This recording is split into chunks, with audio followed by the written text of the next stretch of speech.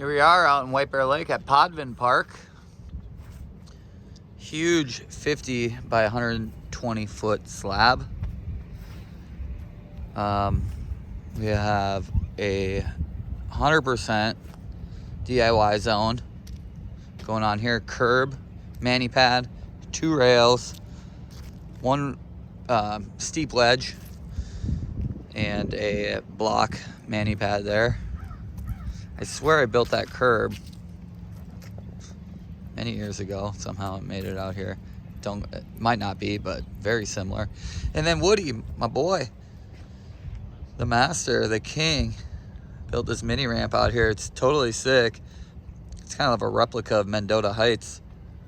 Rest in peace park, the old park. Definitely needs a new underlayment. This is totally rotted out, and you can see that just right here on the edge, what's happening. So careful if you're out here. A bunch of screws sticking up too. I tried to push as many in as I could. I could literally turn it in with my finger.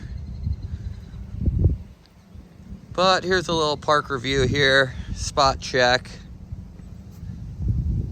Skate park review. A lot of potential here, so I'm giving this a 7 on the park. Even though it's a little dangerous right now, there's so much potential that gives it a high rating. And flat ground's great. It is brushed, unfortunately, so the texture of it is not bad. It's been worn down quite a bit. However, when going fast and sliding out, you gotta just wear your long sleeve, you know what I'm saying? Wear pants out here.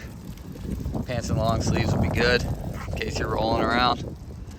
That's it though. Pretty cut and dry. Would love to add some more obstacles out here at the skate park in White Bear Lake. Sweet.